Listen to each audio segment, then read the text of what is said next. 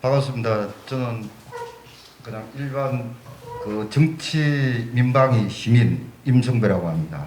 예, 민방위는 항상 준비를 해야 되고 그런데 이제 이번 이 좋은 아카데미 이런 커리큘럼을 통해 가지고 좀 준비된 시민이 되려고 이 스터디를 좀 열심히 하려고 했는데 또 어제 질문을 해야 되는데 또 제가 또 먼저하게 이렇게 돼가지고 근데 어쨌든 뭐 훌륭하신 분 얼굴 뵙고 강의 듣고 질문까지 하게 돼가지고 영광입니다.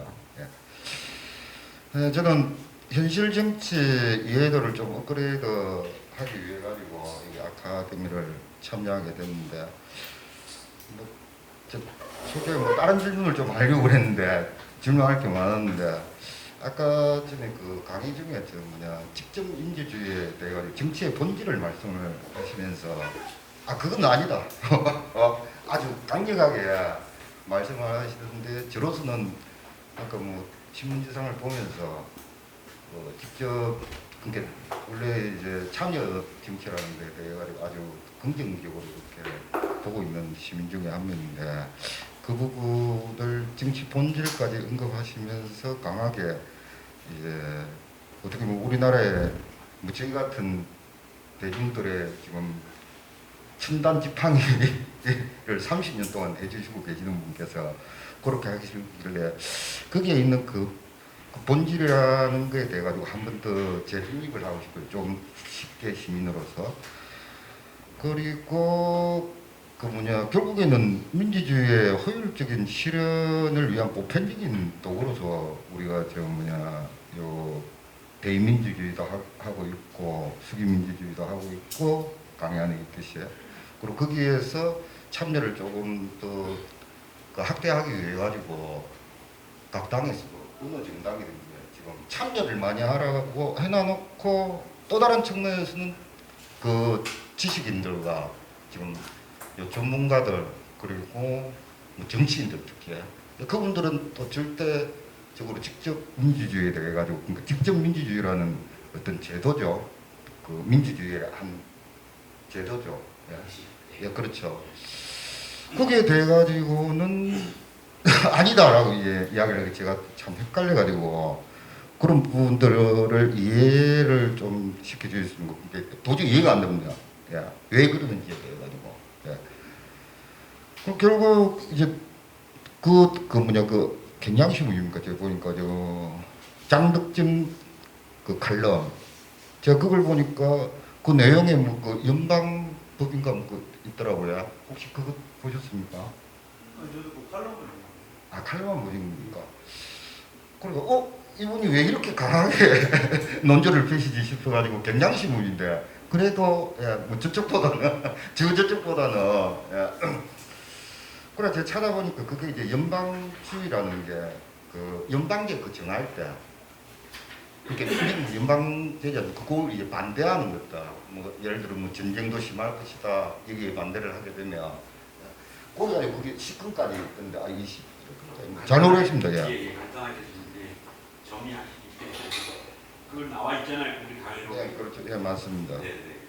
그러니까 그분이 과연 왜 궁색하게 그걸 갖다가 우리 국민들이 물론 뭐 참고는 해야 되지만 좀 약간 이제 궁색하다라는 생각이 들었고 비교 자체가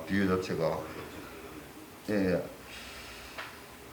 결국에는 뭐 어쨌든 저희들 입장에서는 시민들 입장에서는 결국 행복한 정치 좀 신뢰하는 그 훌륭하신 정치인들 그 주변인들이 결국에는 대한민국을 여기까지 잘 끌고 가고 있고 고생하시는 부분은 이해가 되는데 뭐 지금 현재 이 시대 정도 되면 예를 들어 대의 정치에 대해 가지고 한 번 더 깊이 생각해 볼 시기가 아닌가. 그렇다면 그거는 그 대의 정치는 지금 결국은 대의 정치도 수기 정치까지 이제 발전을 하고 있고 발전이 되고 지금 수기 다음에 이제 참여 그다음에 이것까지 직접 민주주의까지 거론을 하고 있는데 뭐 스위스나 이탈리아 같은 경우에는 지금 어느 정도 실험적으로 하고 있는 모양이더라고요. 여러 가지 이제 뭐 완벽하게 이제 가지도 못하지만은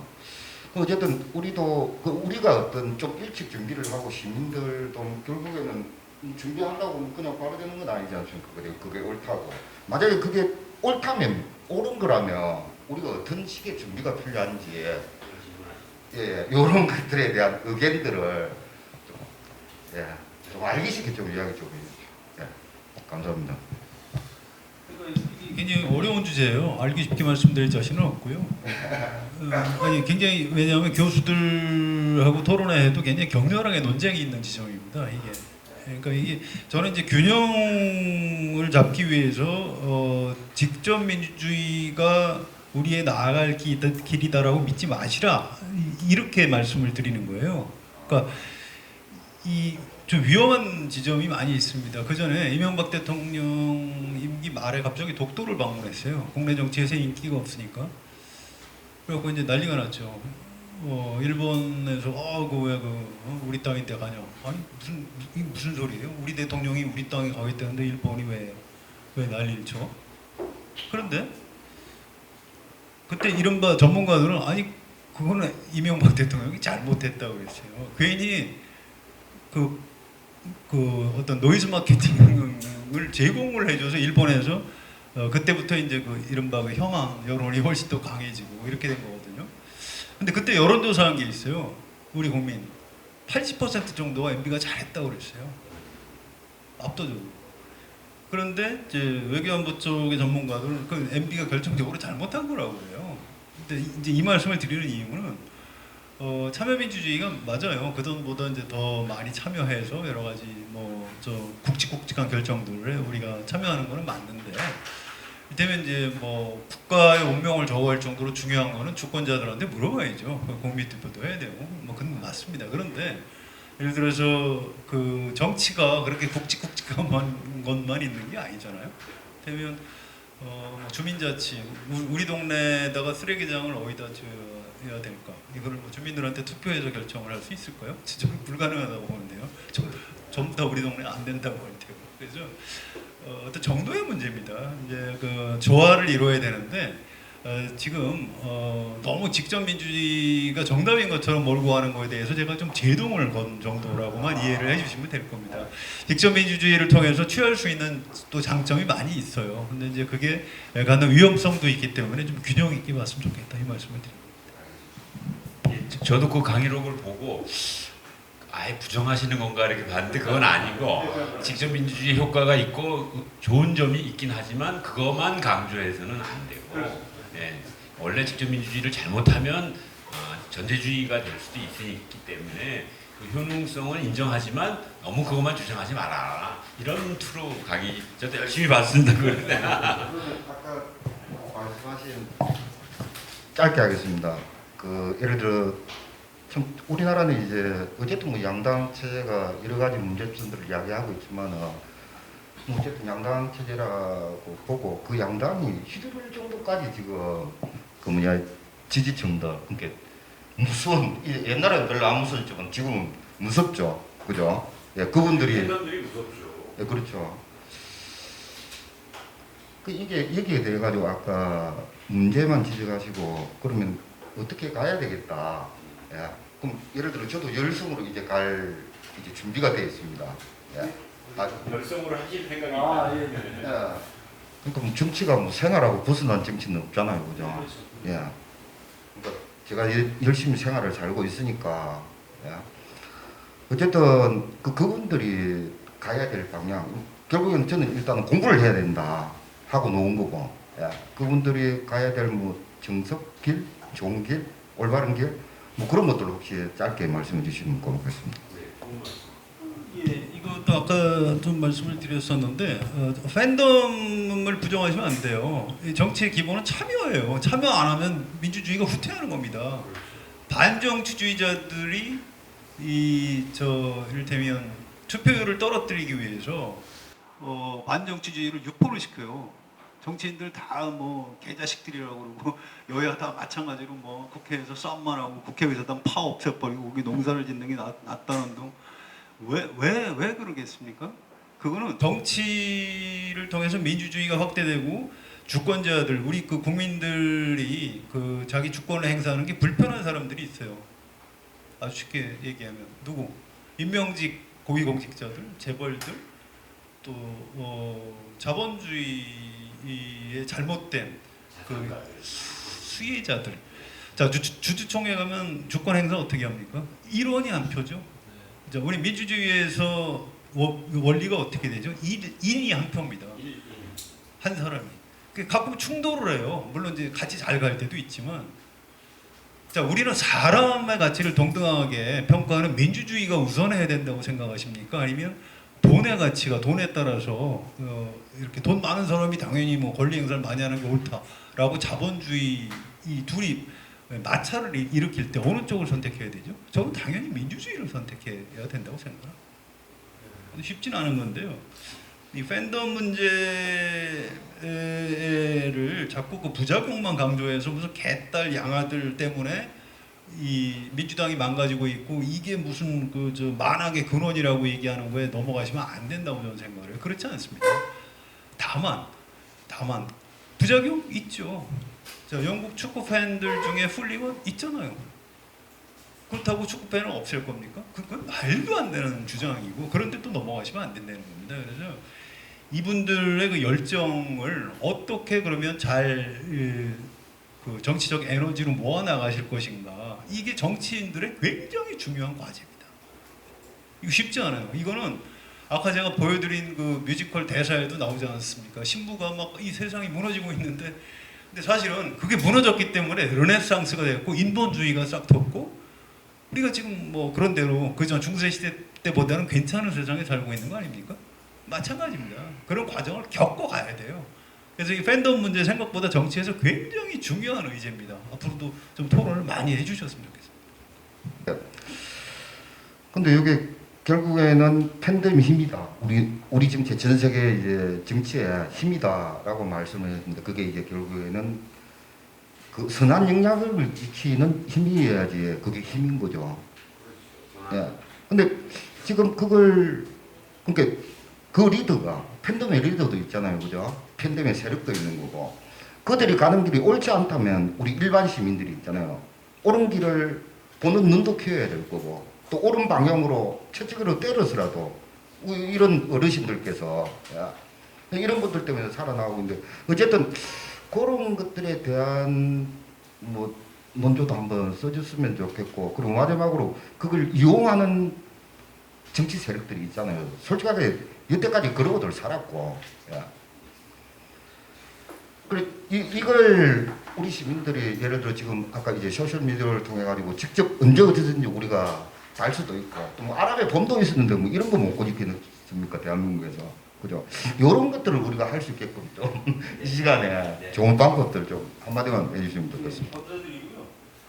제가 그 집단 지성이 굉장히 중요한데 집단 지성도 이제 지능이 올라가야 된다 이런 말씀을 드렸습니다. 그러니까 이런 사례를 들어드릴게요. 아주 쉬운 사례인데 이해찬 대표가 지난 총선 때 굉장히 그 이해찬 대표 본인이 굉장히 리더십이 강한 사람입니다. 굉장히 좀 독선적인 데도 있고 막 의원들 혼내고 이런 사람이에요. 근데 이분이 고민이 있었어요. 자, 금태섭하고 조홍천 이걸 공천을 줘야 되나 말아야 되나 고민스러운데 나름 판단을 한 겁니다. 이해찬 대표가 정치 오래 한 사람이니까 야 이거 금태섭 정도 조홍천 정도는 우리가 좀 데리고 가는 게 좋겠다. 좀 뭐 사람들이 좀 문제가 있긴 하지만 그걸 공천을 안 주면은 우리 당이 그 편협한 정당이 되고 야, 안 되겠다. 공천을 좀 줘야 되겠다. 그랬는데 자 현역 의원들은 다 경선시켰잖아요. 자 금태섭 의원이 평소에 좀 지역구를 좀 게을리하고 좀 그랬어요. 그러니까 그걸 알고 정봉주라고 전 의원이 달려들었어요. 아 내가 경선하겠다. 경선하면 정봉주가 이깁니다.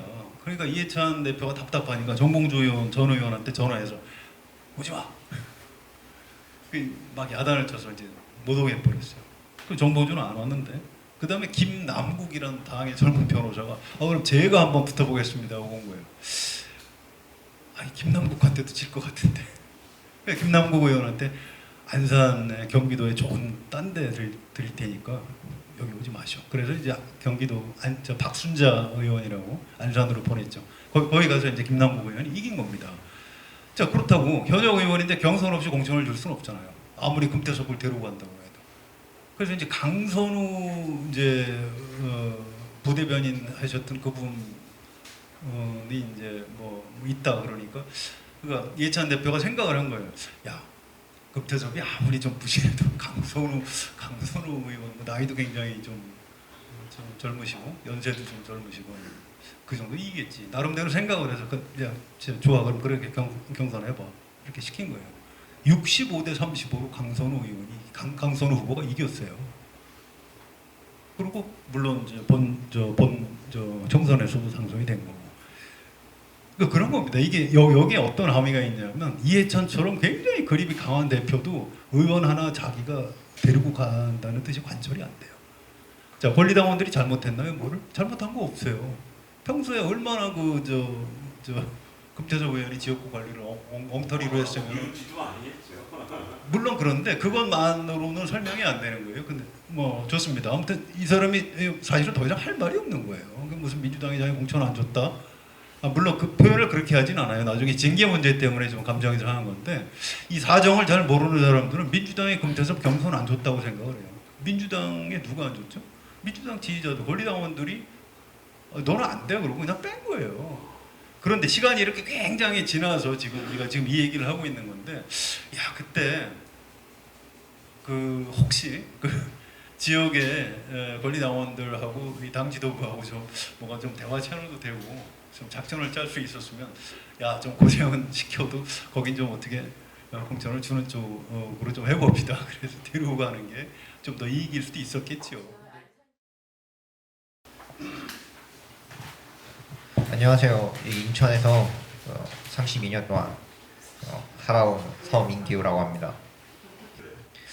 제가 생각하기에 민주당의 부족한 점은 지금 상황 판단하고 좀 대응 전략이 좀 부재한 것 같은데 지금 현재 윤석열 정권이 국가 현안 유지라는 최소한의 도리조차 지금 저버리고 있는 것 같거든요. 저는 국가 유지에 최소한의 도리조차 저버리는 것 같다고요. 예를 들면 뭐 홍수 사태 됐는데 뭐 바지 갈아입고 뭐 광고만 하고 아무런 대책도 안 한다던가 아니면 이번에 포스코가 지금 그 태풍 때문에 박살이 났는데 오히려 책임을 묻는다거나 뭐 어쨌든 기본적인 그 자체가 안 되고 있는 것 같아요. 근데 야당을 아예 담그려고 하는 정적 제거에만 몰두하고 있는 거 보면 이거는 정상적인 민주주의 정권이 아니라 옛 바이마르 나치 정권과 같다고 저는 생각을 하거든요. 지금 한국 여야의 대결은 그 정상적인 민주주의 정권의 정권 쟁탈이 아니라 그 옛 바이마르 정권의 나치와 3인당의 대결과 지금 같다고 생각을 하고 있어요. 그렇다면 우리의 대응 방식은 지금 예전처럼 그 민주주의 제도 내에 투쟁이 돼야 되는 게 아니라 방어적 민주주의에 초점을 맞춰야 된다고 저는 생각을 하거든요. 그래서 예전에 그 TV조선이라든가 그런 종편 그런 명백히 악의적으로 정권을 쟁탈하려고 하는 그런 세력에 대해 이쪽도 적극적으로 대응을 해야 된다고 생각합니다. 이 의견에 대해 어떻게 생각하는지 말씀해 주십시오. 예, 민주당 지지층도 굉장히 다양하고요. 또 현 정국을 보는 유권자들의 의견도 다양합니다. 그러니까 이렇게 굉장히 강력한 의견을 가지신 분들이 당연히 있을 수 있다고 생각을 해요. 그런데 어쨌든 우리나라는 그동안에 어떤 정변이 벌어졌어도 현직 대통령이 뭐 죽고 뭐 이런 일이 벌어졌어도 그걸 다 어떤 옛날에 박정희 쿠데타, 전두환 쿠데타가 마지막이었고요. 1987년 이후에는 항상 그래도 선거 내지 현직 대통령 탄핵, 또 헌법재판소의 탄핵 심판 이런 것들에 의해서 비교적 민주주의가 사실은 잘 정착되어 있는 나라라고 일반 국민 다수가 생각을 해요. 그래서 지금 윤석열 정부가 마음 같아서는 저거 그냥 뭐 탄핵 내지 그냥 물리력을 동원해서 이렇게 하고 싶지만 우리 국민 다수는 동의할 것 같지는 않아요. 그래서 이제 그런 규칙을 잘 지켜가면서 세를 모아서 다음 이제 정권에서 심판하는 방법이 좀 더 온다고 하겠죠. 그 제가 아까 말한 그 바이마르 그 정권 상태까지는 아니다라고 생각하시는 건가요? 아니요, 그런 양태가 좀 있어요. 그 굉장히 걱정이 되고요. 저도 그래서 칼럼이나 그런 걸 계속 쓰고 있습니다. 이게 지금 정치 어떻게 좀 심하게 표현하면 정치인이 아니에요. 그냥 약간 검찰 독재 양상 같은 게 자꾸 드러나고 있어요. 그런데 이제 그런 게 이제 결정적으로 이제 증거가 잡히면 우리가 책임을 물어야 되겠죠. 하여튼 그 부분에 대해서 제가 뭐 어떻다 이건 바이마르 나치다 이렇게 얘기하고 싶지는 않고요. 그런 양태들이 그런 것들이 좀 나타나는 건 사실이에요. 굉장히 위험한 상태입니다. 그건 동의하는 거죠.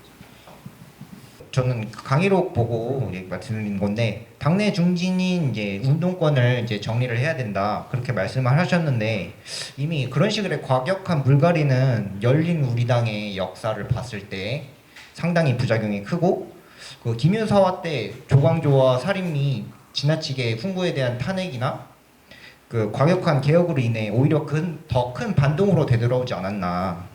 그 현재 한국 민주당만 봐도 그 노무현 대통령을 세울 때 구 동교동계와 그 원래 노무현 대통령이 가지고 있던 그 세력 구두 민주당 내 파벌이 힘을 합쳐서 노무현 대통령을 세웠음에도 불구하고 구 동교동계가 칼끝을 노무현 대통령에게 돌리지 않았습니까?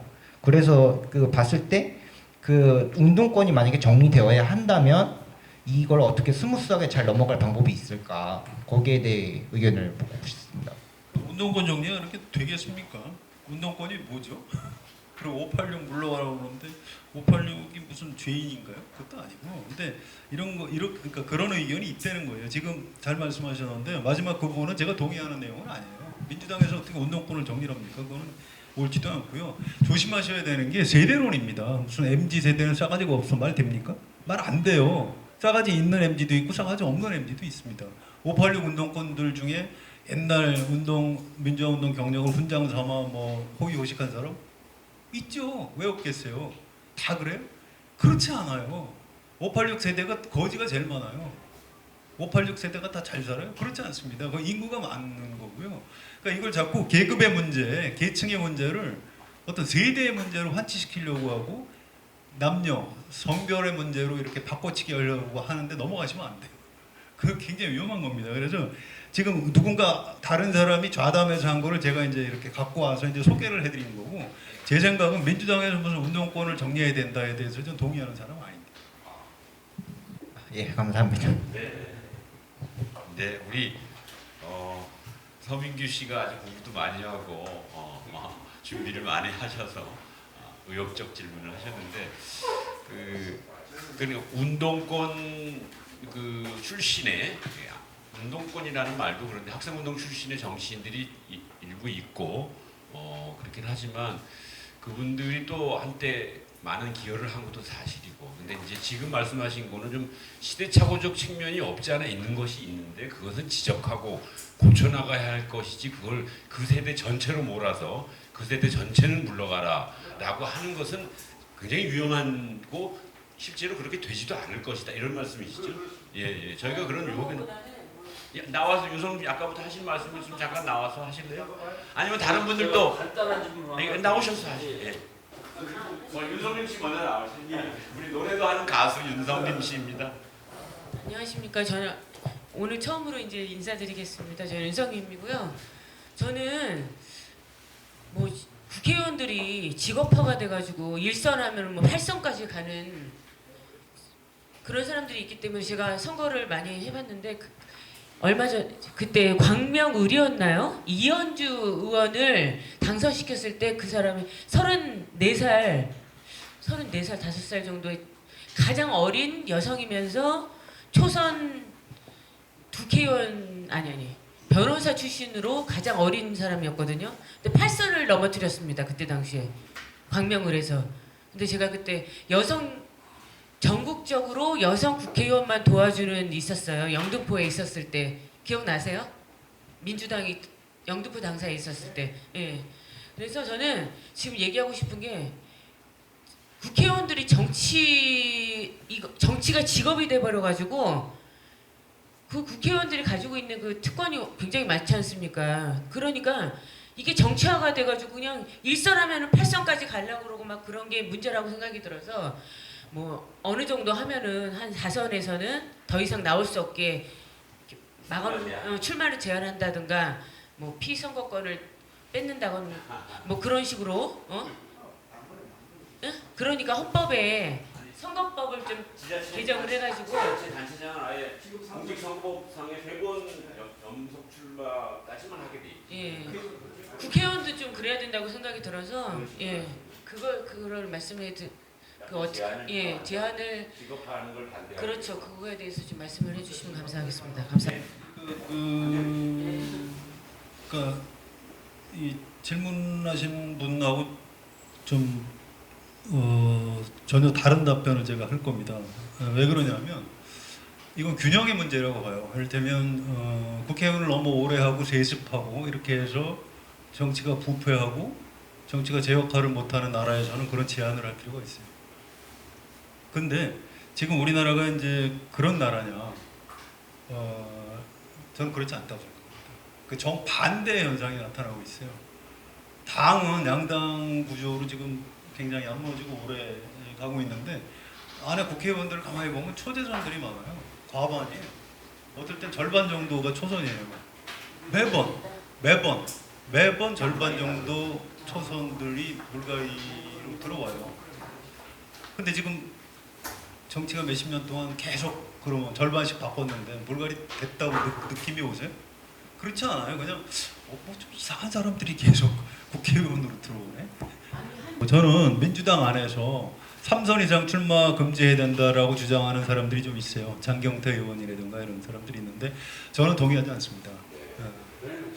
그리고 국회의원들은 정치가 직업이다. 직업이 되면 안 된다라고 말씀하시잖아요. 직업이어야 돼요. 근데 저는 정치는 직업인이어야 한다고 생각을 해요. 저는. 네.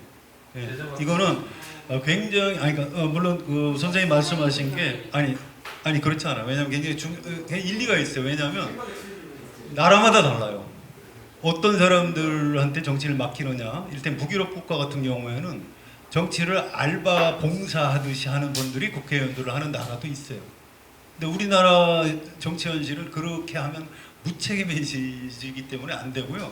또 우리나라 정치 발전 역사가 그렇게 돼 있지 않습니다. 지금 오히려 투철하게 정치적으로 공적인 의식으로 무장된 정치를 오래 한 사람들이 더 국회의원 중에 비중이 많아야 저는 정치가 좀 더 정상적으로 된다고 봐요. 아까 말씀드린 팬덤을 제어하는 문제도 지금 초선들이 뭐 아무 생각이 없어요. 지역구 권리당원들한테 어떻게 잘 보여서 다음에 경선에서 이길까 그 생각밖에 안 해요. 근데 그거는 그렇게 하면 정치 발전이 안 되는 겁니다. 그래도 이를테면 뭐 한 5선, 6선 이렇게 된 사람들이 국회의장을 하고 이렇게 여야 대화도 하고 조정을 해 나가야 되는 거고 그런 역할이 반드시 필요한 겁니다. 그래서 의원들의 뭐 몇 선 이상을 이걸 금지하자 이거는 지금 우리나라의 정치 현실에서는 저는 좀 동의하기 어려워요. 안녕하세요. 저는 김대식입니다. 부평 저 동아 아파트에 살고 있습니다. 예.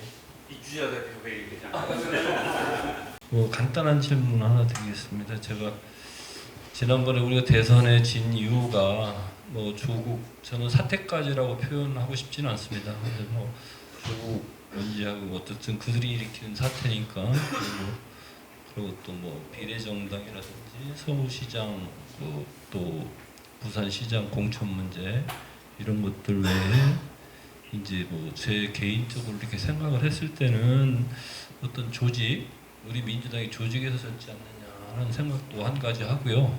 또 한 가지는 또 이 뭐 현대는 정치가 이 돈하고 연관이 되어 있습니다. 그러다 보니까 국민의힘에서 자금력에서도 또 밀리지 않았나 그런 생각도 듭니다. 근데 뭐 개인적으로는 그 성한용 기자님은 제가 그 한겨레 신문이 말지 사건이 있었어요. 옛날에 사건이라고 좀 표현하는 그렇지만 모든 지침 사건 말지라는 게 있었어요. 그거 이후에 이제 국민적인 열망에 의해서 한겨레 신문이 태생하게 되었거든요.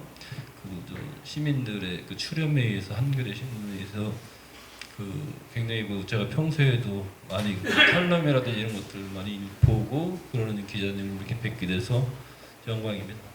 감사합니다. 이제 그래서 제가 그 세 가지 문제만이 아닌 것 같아요. 그게 지적까지 세 가지 문제가 아니라 그거 외에 조직, 머니, 그거 외에 절실함이 있었지 않았나라는 생각이 듭니다. 현실적으로. 예. 그래서 제가 김태현이라는 국회의원이 있어요. 부산 지역에 그 젊은 청년 정치인이 있었습니다. 국회의원이라서 그 사람이 아마 공천을 내려놓고 여의도 연구소로 들어갔어요. 그 사람은 여의도 연구소로 들어가서 아까 말씀하셨듯이 SNS라든지 이런 것들 통해서 전략적으로 여의도 연구소에서 인터넷 동영상이라든지 이런 것들 만들어서 유포하고 퍼뜨리는 이런 작업들을 굉장히 열심히 한 것 같아요. 그래서 이제 결과적으로는 아까 대략적으로 세 가지 때문에 우리가 졌다라고 생각을 하는데 저는 대선 때 굉장히 절실하게 열심히 했습니다. 열심히 했는데 이제 외부적인 요건이겠죠. 이 세 가지가 외부적인 요건이겠지만 요런 거에 대한 어떤 극복 대안, 예? 물론 이제 요걸 벗어나서 이제 조직이라든지 아니면 절실함이라든지 어떤 우리 민주당이 가지고 있는 어떤 취약함 이런 것들 때문에 졌다라고 생각을 합니다. 그래서 이제 그런 것들의 어떤 극복 대안이라든지 해결책이라든지 이런 것들이 어떤 것이 있을까 한번 고견을 한번 듣고 싶습니다. 김 선생님이 저보다 더 잘하실 거예요. 근데 저는 어쨌든 오래 하긴 했지만 정치부 기자를 오래 했고요. 저는 관찰자로서의 시각이 있습니다. 그래서 좀 객관적으로 보는 장점은 있을 거예요. 그렇지만 저 같은 사람의 약점은 내재적 시각은 부족해요. 저는 정치인이 아닙니다. 정치 관찰자죠. 그래서 김 선생님 같은 분이 내부자적 시각으로 보는 분석과 대안이 더 우월할 가능성이 높아요. 제가 그냥 아부가 아니고 실제로 왜냐하면 국회의원들 이렇게 한 초선 재선들이 정치부 기자 한 20년 한 사람보다 더 정확히 아는 게 많습니다. 왜? 현장에서 유권자 이렇게 손만 잡아봐도 아는 게 있어요. 근데 저는 좀 큰 흐름에서 조망하고 이런 거를 잘 하는 사람이지 제가 유권자하고 악수를 왜 하겠습니까? 제가 출마하는 정치인이 아니에요. 그래서 정치는 실제 하는 사람이 중요한 거예요. 그래서 이제 그쪽에서 아이디어를 내셔야 되고요. 다만 지금 말씀하신 거에 대체로 동의합니다. 그러니까 조국 교수 사건, 조국 장관, 그다음에 비례정당, 그다음에 서울시장, 부산시장 이거는 하나의 계기가 된 사건을 제가 말씀드린 거고요. 좀 더 밑바닥의 어떤 흐름에는 어떤 그 조직의 문제, 그건 진짜 내부자적 시각에서만 아시는 거죠. 그다음에 돈의 문제, 그것도 이제 내부자적 시각에서 아시는 거고. 그다음에 절실함, 이거는 제가 아까 말씀드렸어요. 지지층의 절박감 싸움에서 졌다. 해원이 어느 정도 됐기 때문에 반대로 이제 보수 쪽에서는 굉장히 절박감 때문에 목숨 걸고 뛴 겁니다. 그 싸움에서 진 거예요. 그래서 지금 말씀하신 내용하고 지금 제가 아까 말씀드린 거하고 별로 이렇게 모순되지 않습니다. 대부분 동의합니다. 근데 우리 이제 언론계에 오래 계셨고 어저께도 나온 얘기 중에 언론개혁에 문재인 정부에서 언론개혁에 실패해서 우리가 좀 힘을 많이 잃지 않았느냐, 또 실제로 언론개혁이 가능하겠느냐. 근데 이제 여기서 말하는 언론개혁이 좀 넓은 의미인데 어제 자세히 귀를 기울여서 어떤 언론개혁을 말하는지 들어봤더니 종편 쪽 몇 군데 심한 그런 것들은 스스로 자기 규정을 어겼고 방통위에서 제재할 수 있는 사항이 갔음에도 불구하고 문재인 정권에서 좀 이렇게 너무 유화적으로 하지 않았느냐 이런 얘기가 있습니다. 근데 이제 언론계 오래 계셨고 그랬으니까 혹시 그 외에 질문하실 게 있거나 아니면 제 질문은 어저께 잠깐 나와주셔서 어제 아주 관심이 많게 말씀하시더라고요. 현직 언론인이시니까. 안녕하세요. 부평에 살고 있는 직장인 김성윤이라고 합니다. 황원용 대기자님 오셨으니까 제가 한결에 대해서 몇 개 질문하고 싶은 게 있어서 네 그래서 먼저 제가 한결에 비판적으로 말씀드릴 수도 있는 거 사과드립니다. 제가 저는 아직 현실이 아니니까 그렇지만 그런 얘기 듣는 건 좋지는 않습니다. 우리 한결에가 제가 여담이지만 예전에 조중동이 12,000원 구독료 할 때 한결에는 15,000원 했습니다. 제 기억으로. 근데 저는 한결에 그렇습니다. 왜? 사실 읽지는 않았어요. 잘. 그냥 한결에가 우리 도와주고 싶으니까 한결에는 꼭 있어야 된다 해서 구독을 했어요. 뭐 제가 하나 구독한다고 한결에 큰 힘은 되지 않겠지만 저같이 생각하는 친구들이 많았어요. 근데 예, 우리나라가 언론이 기울어진 운동장인 것처럼 조중동이 있으면 안타까운 일입니다. 우리는 보수가 조중동이 싫으니까 조중동은 일단 배척하고 안 보니까 우리나라 큰 언론이 따지면 신문사가 조중동, 우리 한결의 경향이 있는데 한결의 경향만을 대부분 봤어요. 한 10년 전만 하더라도 유튜브가 없었으니까. 근데 제가 느끼기에는 한 10년 정도 전부터 한결의 논조가 조금씩 바뀐 것 같아요. 예전에는 한결에는 삼성 광고 안 받아. 우리는 보도할 거야. 어떻게 하라고. 약간 그런 뉘앙스였는데 어느 순간부터 진보 진영이 비판적인 기사를 쓰기 시작하고 당연히 언론이 잘못된 거에는 비판적인 걸 쓰는 건 맞지만 조중동과 논조가 점점 비슷해진다는 전 느낌을 받았어요. 그래서 저는 저만의 생각이라고 생각을 했었는데 어제 이야기를 해보니까 많은 분들이 그런 생각을 하고 계시더라고요. 그래서 아무래도 이제 민주당이 잘못을 1을 하면 보수 언론에서 5, 6을 보도하고 국민의힘이 5, 6 정도를 보도하면 1, 2로 보도를 하거나 안 하는 경우가 많더라고요. 그래서 앞으로 우리가 이제 민주당이 집권을 하고 이제 대응할 때 진보 언론이 어떤 식으로 이렇게 자세를 취하는 게 맞는 건지 그리고 한겨레가 어떻게 하면 더 앞으로 그 진보 진영이나 국민에게 신뢰받을 수 있는 언론이 될 수 있을지 한번 여쭤보고 싶습니다. 예, 이것도 이제 그 굉장히 중요한 질문을 주신 거예요. 한겨레 내부에서 이 논쟁을 끊임없이 하고 있고요.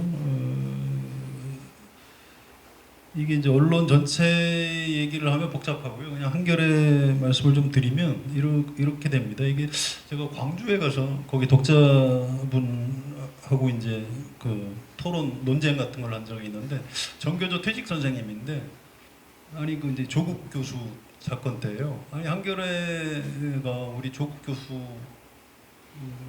억울한 피해자인데 그거 왜 안 도와주고 말이야. 같이 비판이나 하고 그 한겨레가 타락했다. 그래서 이제 한겨레 뭐 기자들이 뭐 그 조중동 시험 봤다 떨어진 사람들이 들어와서 그렇다는 둥 굉장히 좀 모욕적인 좀 약간 일부러 그러신 것 같아요. 이제 공격적으로 막 질문을 하셔가지고 저도 이제 좀 약간 열이 올라가지고 한겨레가 제가 아까 초반에 그런 말씀을 드렸었는데 한겨레가 뭐 한겨레가 잘나서 생긴 게 아니에요. 그 대한민국의 어떤 제대로 된 신문사가 그 즈음에 하나 있어야 된다고 생각하시는 분들이 돈을 50억이나 걷어주셨기 때문에 만들어진 신문이고 그 이후에 지켜준 것도 어떤 민주화 과정에서 좀 마음에 빚을 진 사람들에 의해서 여기까지 지탱된 거기 때문에 한겨레 잘난 척할 생각은 전혀 없어요. 다만 한겨레 내부 사람들은 이런 고민의 지점이 있습니다. 그러니까 민주당 의원들하고 맨 그런 논쟁을 하는데 아니 조중동은 맨날 새누리당 그쪽 좀 하는데 한겨레는 좀 우리 민주당 좀 도와줘야지 이렇게 얘기를 해요. 근데 이제 그게 이제 난감한 건데 한겨레가 민주당의 정치적 이해관계를 대변할 수는 없어요. 한겨레 창간 때부터 독자님들이 우리한테 요구한 것도 주주들이 돈을 모아주신 것도 어떤 그 가치를 좀 지켜달라. 제대로 된 보도를 하는 신문이 없으니 진실 보도를 해달라. 그 다음에 그 광주가 어떤 데입니까? 80년에 5.18 전두환한테 짓밟혔던 땅이고 그래서 그런 민주화를 위해서 좀 제대로 역할을 해달라. 그 다음에 조금 더 확대해서 하자면 이제 그 민중들의 제대로 된 삶을 위해서 너네가 좀 열심히 해달라. 또 그때 이제 분단 고착화 세력들이 워낙 기성을 부리던 때니까 통일 지향적으로 좀 한반도 평화를 위해서 너희 당신들이 좀 역할을 해달라. 이런 것 때문에 광주에서 한겨레 신문에 그때 모금을 많이 해주신 거 아닙니까, 선생님이라고 제가 그분한테 여쭤봤어요. 아니 우리 보고 지금 조국 교수 안 지킨다고, 문재인 대통령 안 지킨다고 야단치시는데 처음에 임무를 주실 때 그런 가치를 지키라고 임무를 주셨지 어떤 특정한 정치인이나 정당을 우리한테 지켜달라고 요구하시는 건 아니지 않습니까? 이런 식으로 좀 논쟁을 했던 기억이 납니다. 물론 한겨레가 좀 어떤 칼날이 좀 무디어지고 예리함도 떨어지고 치열함도 떨어지고 이런 비판을 받고 있어요. 그래서 거기에 대해서는 뭐 변명의 여지가 없고 반성 내부에서 많이 하고 있고 그러긴 한데, 한겨레 경향 논의가 조중동이 보수 쪽 정당의 반만큼도 해라 이렇게 요구하는 것은 저희는 부당하다고 생각을 합니다. 그렇게는 할 수 없어요. 다만 그 가치가 무너졌을 때, 민주주의의 가치가 무너졌을 때, 뭐 인권의 가치가 무너졌을 때, 뭐 한반도 평화 이런 데 가치가 무너졌을 때 이제 그걸 지키기 위해서 얼마든지 나설 경우가 있는 거죠. 여하튼 굉장히 어려운 주제입니다. 굉장히 좋은 질문 주셨고요. 근데 그런 고민 굉장히 하고 있어요. 제가 민주당 아까 개딸 양아들 욕하지 말라 이제 이런 기사 썼다고 말씀드렸잖아요. 그랬더니 한겨레 내부에서 또 어떤 사람은 아니 그 사람도 문제 있는 거 아니에요? 그거 좀 비판해야 되는 거 아니에요? 이제 이런 어떤 후배님이 계셔서 논쟁도 하고 그랬었고요. 다양한 이제 한겨레 내부도 이제 꽤 이렇게 구성원이 다양하긴 한데 그래도 장관 때부터 선배들한테부터 쭉 흘러내려오는 그런 정신은 크게 흐트러진 것 같지는 않아요. 좀 약해지긴 한 것 같은데 한겨레는 제후가 갖는 어떤 상징성이 있습니다. 그러니까 격차 해소되는 거 아닌가요? 양극화 벌어지면 한겨레가 아니잖아요. 그 다음에 남북 간에 자꾸 분위기 안 좋아지면 그것도 한겨레가 아니잖아요. 그래서 그런 처음에 주주님들하고 독자님들한테 받은 임무를 잊어버리지 않기 위해서 노력을 하고 있는데 뭐 굉장히 부족하죠. 고민이 많습니다. 특정 집단, 특정 세력을 지지해달라, 내 편 들어달라, 이것은 저는 잘못했다고 생각해요. 근데 많은 사람들이 왜 우리 지지 안 해줘? 언론인데. 우린 기관지가 아니거든요. 민주당 기관지가 아니고 어떤 특정 집단의 편을 들어주려고 만든 게 아니고 공정하고 객관적이냐 이 관점에서 한겨레를 너네가 잘못됐냐 이거는 비판할 수 있다고 봐요. 공정하고 객관적으로, 그리고 민중의 삶을 또 평화의 문제를 못 지켰느냐 이런 건 하실 수 있지만 우리 편을 왜 안 들어줘? 저쪽은 편 들어주는데 그럼 저쪽 편 들어주는 조중동을 비난할 자격이 저희한테는 없지 않습니까? 저들은 근거 없이 막 편을 들거나 황색 언론으로 빠져버린 거고 저희는 그렇지 않으려고 노력을 하는 건데 조중동처럼 똑같이 되라는 말씀은 조금 아니다 싶은 말씀을 드리고 싶습니다. 마지막으로 한 분 정도 더 계시면 질문을 더 받고요. 아니면 정리할까 하는데 어떻습니까? 더 하시고 싶은 말씀 있으시면. 네, 그러면 오늘 참 어려운 주제죠. 국민의 행복한 정치, 시민이 신뢰하는 정치를 하려면 어떻게 해야 되는지의 주제로 마지막 말씀을 좀 정리해 주시면 좋겠습니다. 아주 짧게 할게요. 저는 정치가 굉장히 현실적인 문제고요. 아까 말씀드렸듯이 선거는 우연도 많이 작용합니다. 그게 사실이에요. 그렇지만 좀 크게 보면 역시 이 가치가 중요하다고 생각을 합니다. 그래도 이렇게 말씀드릴게요. 그 전에 이제 보수가 오랫동안 집권을 한 거는 독재로 강압한 측면도 있고 뭐 조직 장악하고 돈 풀고 이런 것도 있지만 좀 더 크게 보면 좀 먹고 살기 바쁘니까 좀 민주화를 좀 천천히 하소. 그래서 그쪽에서 장기 집권을 했던 거고 그게 이제 어느 정도 선을 넘어가면서부터 이거 인간이 이렇게 사는 게 아니다. 그래서 가만히 보니까 독재하고 오랫동안 싸웠던 민주당이라는 세력이 있는데 그렇지 않아도 내가 저 사람들한테 미안했는데 정권 잡고 해보겠다고 하니 뭐 기회를 줘볼까? 이렇게 해서 이제 임무를 준 게 김대중 대통령 때부터 그것도 뭐 충청도 하고 뭐 손잡고 뭐 온갖 여러 가지 변수 가 이제 작용을 했지만 그때 기회를 줬고요. 노무현 대통령한테 한 번 더 준 겁니다. 그래 한 번 더 해보소. 부산장군 나오고 사람 멋있네. 팍 시킨 거죠.